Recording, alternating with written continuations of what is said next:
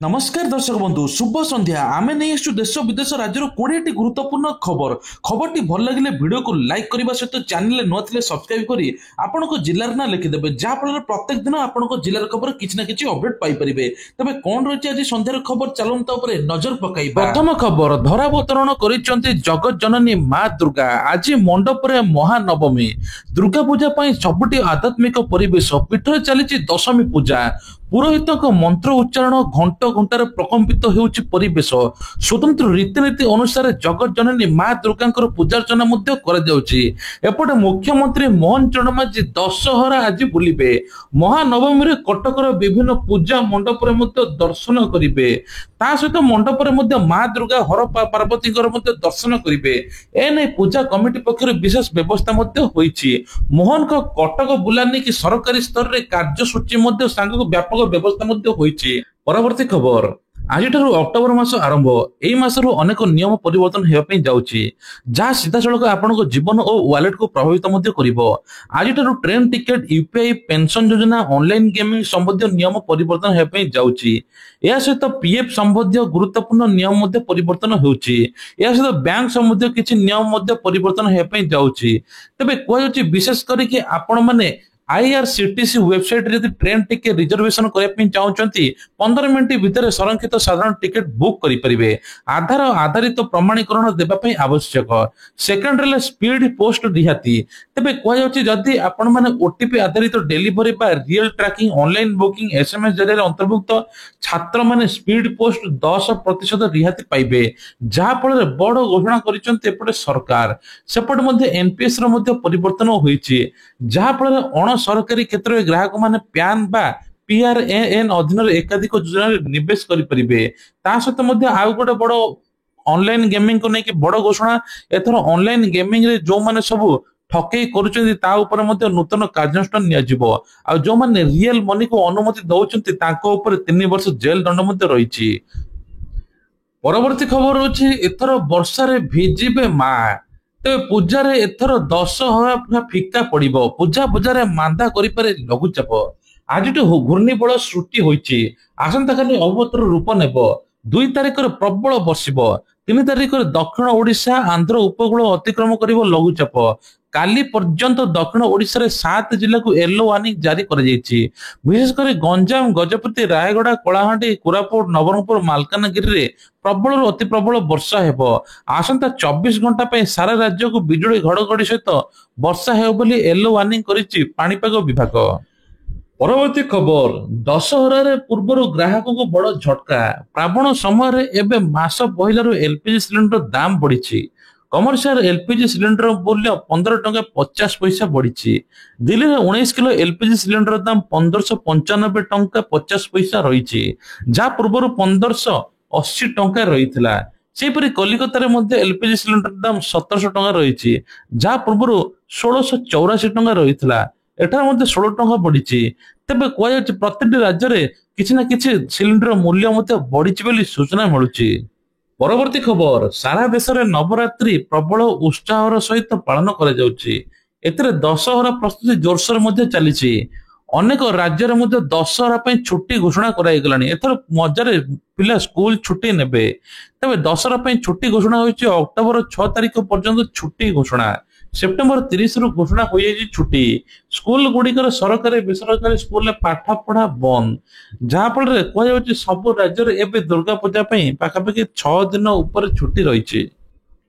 परवर्ती खबर सरकारी कर्मचारी खुशी खबर दीपावली रे केंद्र सरकार देवाई जाउचंती बड़ उपहार केवल सरकारी कर्मचारी नुहति पेंशनधारी खुशी खबर केंद्र सरकार कैबिनेट बैठक में कर्मचारी पेंशन भोगी महंगा भत्ता डीए वृद्धि करने निष्पत्ति नहीं वर्धित डीए जुलाई 1 रु पिछला भाव कार्यकारी हेब अन्य शब्द दीपावली पूर्व लक्ष लक्ष कर्मचारी एक उपहार मिलिबो।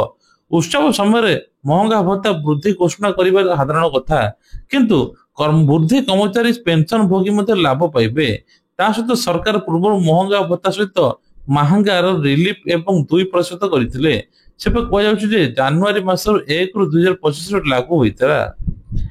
ପରବର୍ତ୍ତୀ ଖବର ହଉଛି ଆଜିଠାରୁ କମିବ ଚକୋଲେଟ ଘଣ୍ଟା ଅନ୍ୟ ସାମଗ୍ରୀ ଦାମ ସବୁ କିଛି କମିଯିବ ସୁଲଭ ମୂଲ୍ୟରେ ମିଳିପାରିବ ଅନେକ ଭଲ ଭଲ ଜିନିଷ ଏଥିପାଇଁ 4ଟି ୟୁରୋପୀୟ ଦେଶ ମୁକ୍ତ ବାଣିଜ୍ୟ ସ୍ୱାକ୍ଷର କରାଯାଇଛି ବିଶେଷ କରି ସୁଇଜରଲ୍ୟାଣ୍ଡର ଚକୋଲେଟ ମଦ କପଡା ଘଣ୍ଟା ଏଗୁଡା ସବୁ ଶସ୍ତା ହୋଇଯିବ ଏହା ଛଡା ମଧ୍ୟ ଭାରତର ଜିନିଷ ମଧ୍ୟ ୟୁରୋପୀୟ ବଜାରରେ ଶସ୍ତା ହେବ ଚୁକ୍ତି ଅନୁଯାୟୀ ଭାରତୀୟ ଦ୍ରବ୍ୟ ଉପରେ ମଧ୍ୟ ଲାଗିଥିବା ଟିକସର ପରିମାଣ କମାଇ ଦିଆଯାଇଛି ତା ସହିତ ମଧ୍ୟ ଭାରତୀୟ ସାମଗ୍ରୀ ଯେପରି ଚାହା କଫି କୃଷି ସାମଗ୍ରୀ ଜିନିଷର ମଧ୍ୟ ୟୁରୋପୀୟ ବଜାରରେ ବହୁତ ଚାହିଦା ମଧ୍ୟ ରହିଛି ପରବର୍ତ୍ତୀ ଖବର ଅଛି ଆମେରିକା ଉପରେ ବଡ ସଂକଟ ମଙ୍ଗଳବାର ସନ୍ଧ୍ୟାରେ ଆମେରିକା ସିନେଟର କୌଣସି ପାଣ୍ଠି ପ୍ରସ୍ତାବକୁ ପାସ୍ ନକରି ମୁଲତବୀ ଘୋଷଣା କରିଥିଲେ ଯାହା ଫଳରେ ସରକାରୀ କାର୍ଯ୍ୟ ସଟଡାଉନ ହୋଇଥିଲା ସଂସଦର ମଧ୍ୟ ସଦସ୍ୟମାନେ ବୁଧବାର ପର୍ଯ୍ୟନ୍ତ ବୈଠକରେ ଡାକିବାର କୌଣସି ଯୋଜନା ରଖିନାହାନ୍ତି କାରଣ ସଂଘୀୟ କାର୍ଯ୍ୟ ପୁନଃ ଆରମ୍ଭ କରିବା ପାଇଁ ମଧ୍ୟରାତ୍ରି ସମୟସୀମା ହୋଇନାହିଁ ସରକାରୀ ବନ୍ଦ ଯୋଗୁଁ ଅତ୍ୟାବଶ୍ୟକ ମଧ୍ୟ କାର୍ଯ୍ୟ ବନ୍ଦ ରହିଛି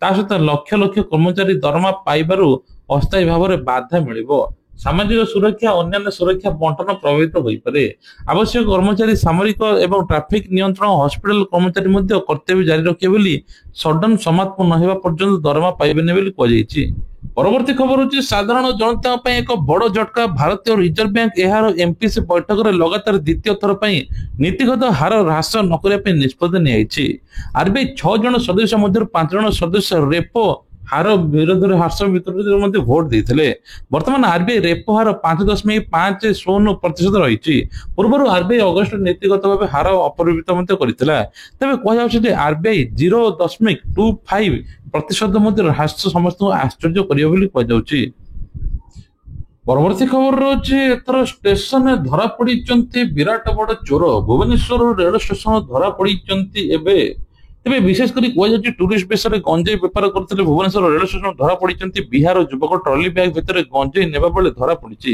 ଦୁଇଟି ଟ୍ରଲିର ପାଖାପାଖି 30 କେଜି ଗଞ୍ଜେଇ ଆଜ୍ଞା ଜବତ ହୋଇଛି ଯାହାର ଆନୁମାନିକ ମୂଲ୍ୟ ପାଖାପାଖି 5 ରୁ 6 ଲକ୍ଷ ଟଙ୍କା ହେବ ବୋଲି କୁହାଯାଉଛି ଆଉ କିଛି ମଧ୍ୟ ଷ୍ଟେସନରେ ବୁଲୁଛନ୍ତି ଆପଣଙ୍କୁ ଇଆଡୁ ସିଆଡୁ ଖାଇବାକୁ ଦେଇ ଆପଣଙ୍କ ଜିନିଷ ପତ୍ର ଲୁଟୁଛନ୍ତି ଆପଣ ମାନେ ମଧ୍ୟ ଧ୍ୟାନ ଟିକେ ରଖନ୍ତୁ ପରବର୍ତ୍ତୀ ଖବର ରହିଛି ଅକ୍ଟୋବର 1ରୁ ବଢିବ ସ୍ପିଡ ପୋଷ୍ଟର ମୂଲ୍ୟ ଭାରତୀୟ ଡାକ ବିଭାଗ ପକ୍ଷରୁ ବଡ ଘୋଷଣା ତେବେ କୁହାଯାଉଛି ବିଶେଷ କରିକି ଅକ୍ଟୋବର 1 ବା ଆଜିଠାରୁ ଭାରତୀୟ ଡାକ ବିଭାଗ ପକ୍ଷରୁ ସ୍ପିଡ ପୋଷ୍ଟ ପାଇଁ ନୂଆ ନିୟମ ଲାଗୁ ହେଉଛି ବର୍ଦ୍ଧିତ ପରିଚାଳନା ଖର୍ଚ୍ଚ ସେବାର ଆଧୁନିକରଣ ଧ୍ୟାନରେ ରଖି ନୂଆ ଶୁଳ୍କ ଘୋଷଣା କରାଯାଇଛି ତେବେ ବିଶେଷ କରି ନୂଆ ସୁବିଧା ମଧ୍ୟ ଘୋଷଣା କରାଯାଇଛି 50 ଗ୍ରାମ ପର୍ଯ୍ୟନ୍ତ ଓଜନ ଓ ଦୂରତା ସ୍ପିଡ ପୋଷ୍ଟର ମୂଲ୍ୟ 19 ଟଙ୍କା ରହିବ 200 କିଲୋମିଟର ଦୂରତା ପାଇଁ ପାଖାପାଖି 47 ଟଙ୍କା ରହିବ ସେହିପରି ମଧ୍ୟ 51 ରୁ 250 ଗ୍ରାମର ପାଖାପାଖି 24 ରୁ 77 ଟଙ୍କା ରହିବ 251 ରୁ 500 ଗ୍ରାମ ପର୍ଯ୍ୟନ୍ତ ପାଖାପାଖି 28 ରୁ 93 ଟଙ୍କା ଶୁଳ୍କ ଦେବା ପାଇଁ ପଡିବ ବୋଲି କୁହାଯାଉଛି 13 ବର୍ଷ ପରେ ଏହି ଶୁଳ୍କ ବୃଦ୍ଧି ହୋଇଛି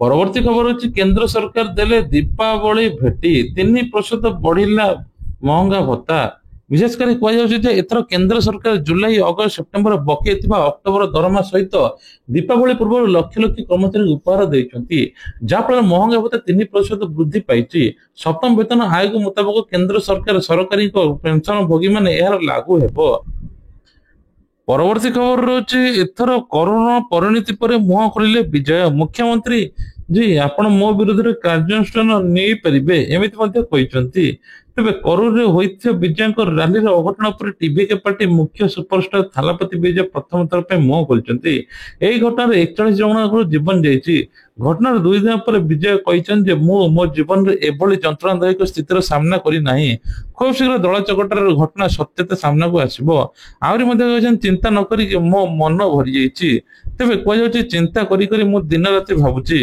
ଯାହା ନ ହେବା କଥା ତାହା ହୋଇଗଲା କ୍ଷଣିକ ଭିତରେ ସବୁ କିଛି ଚାଲିଗଲା ମୋ ଜୀବନରେ ଏଭଳି ଯନ୍ତ୍ରଣାଦାୟକ ସ୍ଥିତି ସାମ୍ନା କରି ନାହିଁ ଆହୁରି ମଧ୍ୟ କହିଛନ୍ତି ଯେ ମୁଁ ଆପଣଙ୍କୁ ଅନୁରୋଧ କରୁଛି କି ଦୟାକରି ମୋ ପାର୍ଟିର ଅଧିକାରୀଙ୍କୁ କୌଣସି କ୍ଷତି କରନ୍ତୁ ନାହିଁ ଆପଣ ମୋ ଘର କିମ୍ବା ମୋ କାର୍ଯ୍ୟାଳୟ ଆସି ମୋ ବିରୋଧରେ କୌଣସି କାର୍ଯ୍ୟାନୁଷ୍ଠାନ ନେଇପାରନ୍ତି ମୁଁ ତାହା ବିରୋଧରେ ନାହିଁ କିନ୍ତୁ ଏହି ଘଟଣାକୁ ନିରପେକ୍ଷ ଯାଞ୍ଚ କରାଯାଉ ଏଭଳି ଆଉ କେଭଳି ନ ହଉ ତା ଉପରେ ଧ୍ୟାନ ରଖାଯାଉ କରୁର ଘଟଣା ପରେ ପୁଲିସ ଯାଞ୍ଚ କରି 2 ଜଣଙ୍କୁ ଗିରଫ କରିଛି। 2 ଜଣ ଟିଭିକ ପାର୍ଟିର ସଦସ୍ୟ ଅଟନ୍ତି। ସେମାନଙ୍କୁ ଆଗାମୀ ପ୍ରକ୍ରିୟା ପାଇଁ ତଦାରଖ କରାଯାଉଛି। 27 ସେପ୍ଟେମ୍ବରରେ କରୁରେ ହୋଇଥିବା ବିଜୟଙ୍କ ନିର୍ବାଚନ ରାଲିରେ ଅଘଟଣ ହୋଇଥିଲା। ହଠାତ୍ କରେଣ୍ଟ ଚାଲିଯିବାରୁ ଲୋକମାନେ ଦୌଡ଼ି ଯାଇଥିଲେ, ଯାହାଫଳରେ ଠେଲା ପୋଲା ହୋଇକି ମୃତ୍ୟୁ ମଧ୍ୟ ହୋଇଛି। 41 ଜଣଙ୍କର 110 ଜଣ ଆହତ ହୋଇଛନ୍ତି। ପରବର୍ତ୍ତୀ ଖବର ହେଉଛି ରେପୋ ରେଟ୍ ଅପରିବର୍ତ୍ତିତ ରଖିଲା ଆରବିଆଇ। 5.5% ସ୍ଥିର ରହିଲା ସୁଧ ହାର। ଏଥର ଇଏମଆଇ ରେ କୌଣସି ପରିବର୍ତ୍ତନ ହୋଇନାହିଁ। ଆପଣ ଘର ଗାଡି ଏସବୁ କମି ଯାଇଛି, କିନ୍ତୁ ଇଏମଆଇ ଆପଣ ଯେତିକି ଦେଉଥିଲେ ସେତିକି ରହିବ। ରେପୋ ରେଟ୍ ସ୍ଥିର ଥିବାରୁ ସୁଧ ହାର ମଧ୍ୟ ସ୍ଥିର ରହିଛି। ଯଦି ମୁଦ୍ରାସ୍ଫୀତି ଆଗକୁ କମେ ତେବେ ଚଳିତ ଆର୍ଥିକ ବର୍ଷରେ ସୁଧ ହାର ହ୍ରାସ ହେବ ବୋଲି ଇଏମଆଇ ମଧ୍ୟ କମିବ ବୋଲି ସୂଚନା ମିଳୁଛି, କିନ୍ତୁ ଏବେ କୌଣସି ପରିବର୍ତ୍ତନ ହୋଇନାହିଁ। ପରବର୍ତ୍ତୀ ଖବର ରହୁଛି ଏଥର କୁହାଯାଉଛି ସୁନା ଦର ବଢିବା ବେଳେ ସ୍ଥିର ରହିଛି ରୂପା ଦର। ସୁନା ଦିନକୁ ଦିନ ଆକାଶ ଛୁଆଁ ହେବାରେ ଲାଗିଛି। 24 କ୍ୟାରେଟ ସୁନାର ଦାମ 1,18,640 ଟଙ୍କା ରହିଛି। 22 କ୍ୟାରେଟ ସୁନାର ଦାମ 1,08,750 ଟଙ୍କା ରହିଛି। ସେଇଭଳି କୁହାଯାଉଛି ଯେ ରୂପାର ଦର ମଧ୍ୟ ସ୍ଥିର ରହିଛି, ଯାହାକି 1,51,000 ମଧ୍ୟ ପହଞ୍ଚିଛି। ପରବର୍ତ୍ତୀ ଖବର ହଉଛି ଆରଏସଏସ ର 17 ବାର୍ଷିକ ସମାରୋହରେ ପ୍ରଧାନମନ୍ତ୍ରୀ ମୋଦି ସ୍ମାରକୀ ଡାକ ଟିକେଟ 100 ଟଙ୍କିଆ ମୁଦ୍ରାର କଲେ ଉନ୍ମୋଚନ। ବିଶେଷ କରି ପ୍ରଧାନମନ୍ତ୍ରୀ ନରେନ୍ଦ୍ର ମୋଦି ବୁଧବାର ଦିନ ଦିଲ୍ଲୀରେ ରାଷ୍ଟ୍ରୀୟ ସ୍ୱୟଂ ସହାୟକ ସଂଘ 7 ବାର୍ଷିକ ଉତ୍ସବରେ ଯୋଗ ଦେଇଥିଲେ।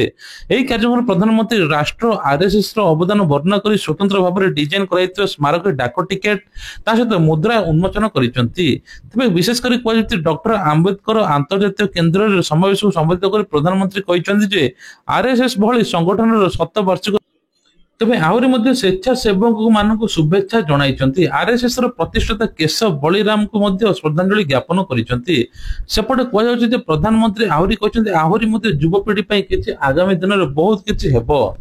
ତେବେ ଆସନ୍ତୁ ଯୋଜନା ବିଷୟରେ ଜାଣିବା। ସୁଭଦ୍ରା ଟଙ୍କା ଏବେ 60 ବର୍ଷର ହିତାଧିକାରୀକୁ କଟାଗଲା, ଏମାନେ ଭତ୍ତା ସାମିଲ ହେବେ। ତୁରନ୍ତ ଯୋଉମାନଙ୍କର ସୁଭଦ୍ରାରୁ ବଞ୍ଚିତ ହୋଇଛନ୍ତି ତାଙ୍କୁ 60 ବର୍ଷ ହୋଇଯାଇଛି, ସେମାନେ ଭତ୍ତା ଟଙ୍କା ପାଇଁ ଆବେଦନ କରିପାରିବେ। ଭତ୍ତା ପାଇଁ ଆପ୍ଲାଏ କରିପାରିବେ। ପ୍ରତି ମାସରେ ଭତ୍ତା ମଧ୍ୟ ପାଇପାରିବେ। ତା ସହିତ ମଧ୍ୟ ଏସଏଚଜି ମହିଳାକୁ 10 ଲକ୍ଷ ଟଙ୍କା ପର୍ଯ୍ୟନ୍ତ ଋଣ ମିଳୁଛି ବିନା ସୁଧରେ, କାରଣ ସରକାର ଲାଗିଛନ୍ତି ମହିଳାମାନେ କିଭଳି ସ୍ୱାବଲମ୍ବୀ ହେବେ, ଆତ୍ମନିର୍ଭରଶୀଳ ହେବେ। ସେପଟେ ମଧ୍ୟ ଆଉ ଗୋଟେ ଘୋଷଣା କରିଛନ୍ତି ପ୍ରଧାନମନ୍ତ୍ରୀ ନରେନ୍ଦ୍ର ମୋଦି ଯେ ଏଥିରେ ଉଦ୍ୟୋଗପତି ମାନଙ୍କ ପାଇଁ 15 ଲକ୍ଷ ପରିବର୍ତ୍ତେ 25 ଲକ୍ଷ ପର୍ଯ୍ୟନ୍ତ ଋଣ ମିଳିପାରିବ ଏମଏସଏମଇ ଯୋଜନା ମାଧ୍ୟମରେ।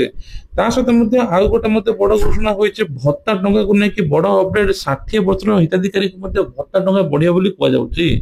ତେବେ ଇଏ ଥିଲା ଆଜିର ଦେଶ ବିଦେଶ ରାଜ୍ୟର ଗୁରୁତ୍ୱପୂର୍ଣ୍ଣ ଖବର। ଯଦି ଖବରଟି ଭଲ ଲାଗିଥାଏ ଭିଡିଓକୁ ଲାଇକ୍ କରିବେ ସହିତ ଚ୍ୟାନେଲରେ ନୂଆ ଥିଲେ ସବସ୍କ୍ରାଇବ କରିବା ପାଇଁ ଭୁଲିବେ ନାହିଁ। ଜୟ ଜଗନ୍ନାଥ।